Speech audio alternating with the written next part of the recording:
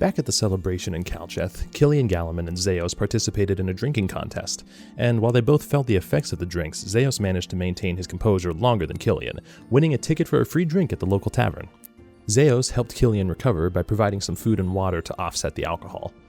Killian mentioned that he would be getting a room at the local inn known as the Rowdy Boar, and mentioned that there was supposed to be a recognition of the party later in the night. Gar met up with May outside of Calcheth, where she was inscribing names onto stones that the group spotted on the way in, which was apparently a local tradition to commemorate those who have passed on. Gar spotted that May was writing the names Marco and Shui onto the stones, and upon learning that the tradition was for those who have passed on at any point, no matter how recent, Gar asked May to help him inscribe names onto 4 rocks of his own: Captain Jarlin, Arbor, Arjun, and Nephair. May then proceeded to pray for whatever individuals these stones were meant to commemorate, in a format that felt almost more like a conversation rather than a request. Laren reunited with the group and told Gar that she needed to share something with the group, although she wanted to wait until festivities were done. May and Laren decided that they would prefer to get an early night at the inn rather than indulge in the festivities, and began heading toward the local inn known as the Rowdy Boar. Along the way, the party overheard Mavis slamming Gar's holy symbol with his rock hammer, producing an audible crack. Upon learning that the interior of the rock was merely more rock, Mavis concluded that it must have been mined from a special rock that he will surely discover. Gar assured Mavis that it was merely simple stone, and proceeded to pick up a small bit of stone off of the streets of Calcheth. Gar asked to borrow Mavis's chisel and hammer for the evening, to which Mavis obliged, especially when Gar claimed that he could create a new holy symbol from the simple stone he had picked up. May expressed her concern that Melora may express her rage from the destruction of her holy symbol, which was an intriguing idea for Mavis once he realized that it could be a solution he had been searching for, to finally prove that nothing would happen. Mavis proceeded to break the holy symbol into 2 pieces with his strike, and a burst of energy erupted from the symbol, leaving Mavis unconscious on the ground. Mavis found himself in some sort of vision, standing on water amidst an endless expanse of water. Waves crashed in the distance, and all around the horizon was a building tempest that quickly grew in intensity and began to close in on Mavis. As the crashing waves quickly grew closer to Mavis, rain began pouring from above, and lightning began crackling out from the clouds, when in an instant it all stopped, and the waves returned to normal, a gentle, consistent washing over Mavis's feet. Suddenly, a woman emerged from the water. She wore beautiful flowing silk robes that almost seemed to emulate the waves, and carried a beauty that was equally peaceful and terrifying in its own right, as she spoke out to Mavis in a voice that seemed to fill the very air around Mavis. "You know not with what you deal, young gnome. There are forces greater than what you see in this world, forces that you will find one day." As suddenly off to the side, Mavis spotted an image of the same 4-spoked cog that he had seen in his dream before, rising from the water. As he turned back to the woman, she was mere inches from his face as she said, "You will know in time," as the water began to engulf Mavis and he slowly sank into the eternal depths, before waking up with a sharp breath back in the city of Calcheth. Mavis was sure that his drink must have been spiked, and rushed off to find the nasty culprit. Mavis managed to find the royal family member, Killian Galaman, and he quickly and abruptly investigated the coat of Killian, thinking he was a spy due to how much his attire differed from the rest of the citizens. Mavis quickly entered the stages of denial from the events that happened while he was unconscious, and stormed off to have some time to think. Mavis found his way to an alleyway, and Laren followed him to ask why he so vehemently opposes the existence of magic, to which Mavis explained that there must be an explanation for everything, that it can't be something that controls its surroundings and remains unexplained. Laren stated that sometimes there's something comforting about things that cannot be explained, while Mavis retorted that such a thing is a terrifying thought for him. The party heard the voice of Commander Aethys call out for the crowd to gather, as he proceeded to give a speech of thanks and praise for those responsible for saving Calcheth, Torin, and the rest of the party.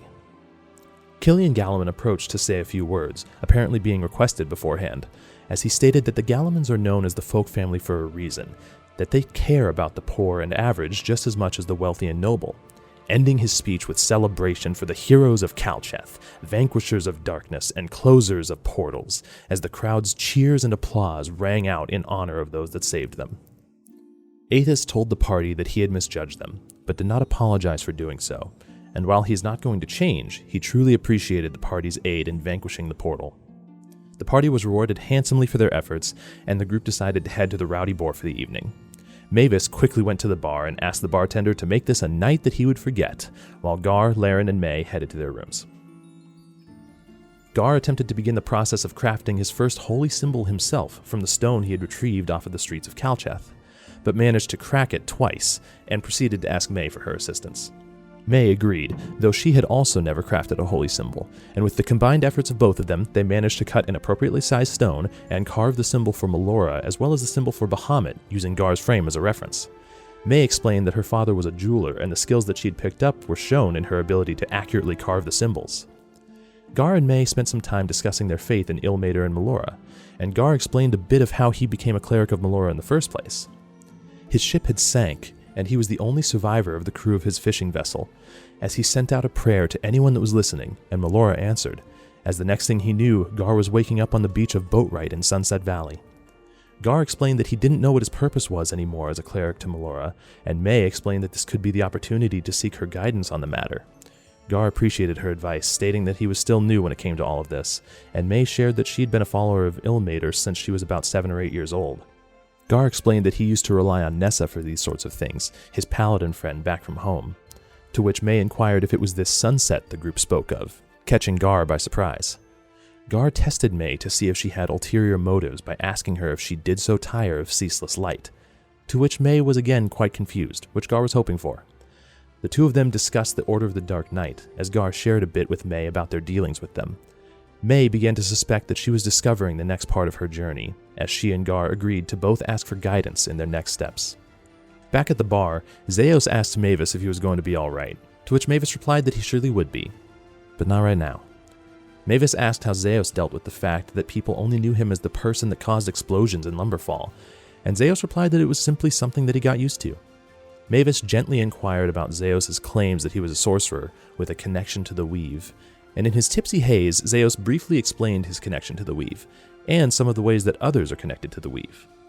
Mavis asked if he was simply accepted by his parents though he had these abilities, to which Zeos replied that he had only ever known himself. As Zeos began to explain the different ways that magic is used, and the people that use it, Mavis took solace in the fact that there could even be an explanation for magic. Mavis asked if it was in Zeos' ability to detect a curse, and while Zeos attempted some form of magic, it didn't seem to produce anything other than a minor magical aura in the air, and with that the two of them also retired for the evening. As Zeos read over his notes from the days previous, he grew tired and face-planted into the bed, as suddenly everything in the room vanished, and as Zeos looked around he saw a shroud of mist all-pervasive in the room, none of his belongings next to him, and after a few seconds he suddenly found himself back in the room, his notes and belongings returned, and the gray, misty environment nowhere to be found. May found herself having a dream of the events of Sunset Valley, though she didn't know of the events since she wasn't there. May was floating several hundred feet above Sunset Valley, able to see the beautiful scene of the ocean off to the west, a valley secluded from the world. May saw the point when the dark portal was being formed from Sehenian's tower, beginning to create a dome over the valley, as the portal became unstable and shot off towards the northeast. She saw the portal vanish, and though the immediate threat was dealt with, she felt that the problem had not truly been solved, as she felt the pull from Ilmater toward the rest of her journey. Gar spent the last portion of his night in prayer to Melora as he began to recount the events that have transpired, and his dream again found its way into his mind, falling from his ship, with another figure in the water with him, and as he opened his eyes and opened his hands, small amounts of water ran off of his hand and seeped into the holy symbol, as it glowed with a soft blue glow, and Gar had finished in the creation of his first holy symbol. In Laren's dreams, flashes of the symbol that she'd seen on her wrist found its way into her dreams. It appeared in every dream in different ways, but next to it was another symbol, a symbol that Laren recognized. The next morning, Gar excitedly visited Mavis's room to show him the new holy symbol. Gar brought Mavis to the stone he had crafted the symbol from, and proceeded to mend the broken pieces of the stone on the table using the mending cantrip. Mavis thoroughly inspected the stone and deduced that it was the same stone from the night previous, and as Gar continued to explain the source of his magic being from Melora, Mavis seemed to have a somber level of acceptance of what Gar was saying. Gar proceeded to tell Mavis that the items he creates with his abilities are marvelous, and that in the same way that he does not understand Mavis's abilities, yet they create marvelous results, It is the same way that Gar is able to perform his magics, though Mavis does not understand, and that in time, working together, the two of them might be able to eventually understand each other. As the party regrouped downstairs, May provided revitalizing drinks to Zeos and Mavis, and the innkeeper informed the group that Torin had left a note for them stating that he was readying a carriage on the east side of town, and planned to leave within the next day. The group gathered at a table in the tavern, as Gar remembered that Laren had wanted to share something with the party. Laren told the group that what she was about to tell them could not be told to anyone else, as she stated simply that her name was not Laren Manument, and it was in fact Laren Knox. As the party assimilated the information, Laren shared that she was born into the Knox family and had no choice in whether to leave or not. She stated that her parents had heard tales of Sunset Valley and assumed that it was filled with riches, and though they were all caught, Nessa's mother Priscilla saw something different in Laren and chose to spare her and banish the rest, and told Laren to take on a new last name. Laren shared the events of the previous night and that she was visited by Athenor. She stated that Athenor told her that he needed her skill set to retrieve an item for him, a ring, from a place known as the Mad Wizard's House, and that if she didn't cooperate, he would tell the city of Calcheth that she was a Nox. As the party processed the information, they contemplated bringing a fake ring to Athenor in an event to set up a trap. Gar took a moment to cast the augury spell to seek guidance on this plan, and the spell returned a response of woe, meaning the plan would yield bad results. Laren seemed emphatic that she did not want to involve the group in this ordeal, that they are the only family she has ever truly known, though the group insisted that they were in this together. Laren told the group that the room where she met Athenor had a symbol for the Order of the Dark Knight on the ground, and the group asked if they could all visit the room. During their visit to the room, Mavis determined that there used to be a symbol on the ground, though it appeared to have been scrubbed. Gar took a moment to reassure Laren that a name is nothing except for what you make it, and that no one knew her as a Nox. They knew her as Laren Manumet, and as a hero of Calcheth. Laren realized that if the group did not retrieve the ring for Athenor, he would simply find another person to use, and the group agreed to find the ring and keep it from Athenor or destroy it. The group then decided to take care of a few tasks before meeting back at the tavern at noon to head to the Mad Wizard's house. Gar, Laren, and May made their way to a local jeweler, where Gar bought a total of 600 gold worth of diamonds to be used in the Revivify spell, as May skillfully inspected the diamonds to ensure their quality. May asked if the local jeweler had a platinum pocket watch with lacework and a halo of gold diamonds on the case, with gold gears shown through a clear face with an M engraved on the back, though unfortunately the jeweler did not have such a watch. May asked if the jeweler was familiar with another jeweler known as Marco Marivaldi, May's father, and the man confirmed that he had heard of him. Zeos and Mavis made their way to the east end of town, where Zeos prepared to send a letter through the pigeon service, and asked Torin if he could have a return letter be sent to his residence, which Torin agreed to, and stated that it was called Portals and Plains in the City of Harmony. After sending the letter, Zeos expressed his curiosity of what magical essence could have been at the site of the second tether, and the two of them agreed that scouts would be sent to investigate the area more fully. The group regathered at the tavern, and from there they headed to the northern end of town toward the Mad Wizard's house. Once there, looking inside, the house appeared to be empty and very humble in its design. As the group entered the building, despite the protests but eventual acceptance from May of entering a building uninvited, they saw a myriad of items sprawled around the room, many gems, many scrolls, and many rings, among other items. As the group began searching for the ring, suddenly they realized that the items they touched began rapidly multiplying, as the door behind them closed and the room appeared to be magically sealed. As the room filled up with hundreds and hundreds of items, and the group found themselves completely buried, when all of a sudden torches lit up along walls in a room that the group was not in before.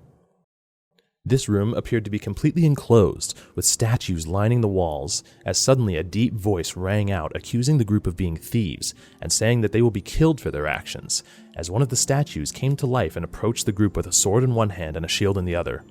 Gar and May immediately interposed themselves between the statue and the rest of the group, which surprised this bodiless voice, as the voice asked if they were members of the Knox family.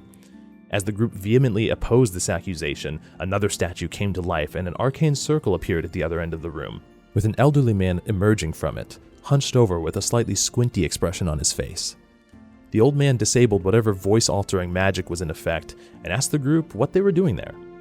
The wizard began inspecting each of the party members for a symbol for the Knox family. Laren asked if this wizard was a Knox himself, and though the wizard was adamant about his hatred for the Knox family, Laren stated that you can be a Knox and still hate the Knox. The wizard appeared willing to compromise and revealed that he was indeed a member of the Knox family, although an ex-member, and has been catching Nox via his traps for some time. Eventually, the wizard made his way to Laren, where he gleefully found her Nox symbol on her wrist, and then immediately found the other symbol of 2 leaves on her wrist, at which point the wizard's expression changed to one of curiosity. The wizard asked Laren her name and introduced himself as Hermund. Hermund inquired why the group had come to his house, to which the group stated that they are looking for a ring, though unsure of specifically what ring. Hermund asked how long Laren had been a member of the Nox family, to which she replied it was all her life, an answer that Hermund suspected, due to the symbol on her wrist. Hermund explained that the Nox family were not always thieves. They used to be a family of nobles, until members of the Nox family grew tired of playing by the rules and overthrew portions of the family, turning it into a family of thieves. Hermund asked if, besides the name, Laren was indeed a Nox, to which Laren simply stated no, and added that she vowed to take them down. Hermund then stated that his own message to himself made sense, as he proceeded to produce a hologram of himself that had left a message speaking of a ring that he had hidden that the Nox family wanted. The message included a riddle to where he had hid a clue to the location of the ring, as the message ended with Hermund wiping his memory of the entire event. The group agreed that they should find the ring to prevent Athenor from finding it for whatever nefarious purpose he has. After learning of Athenor's threats to Laren, Hermund warned her that once she returns without the ring, he will surely have followed up on his threat. Zeos asked if another exit to the room existed, and Hermund teleported them immediately to the east end of town, where Torin waited for the group at the stables. The group quickly gathered themselves and mounted the carriage with Torin, and proceeded to leave Calcheth. After gaining some distance from Calcheth, the group began to hear bells ringing from the city, which Laren noticed as a telltale sign that the guards were looking for someone.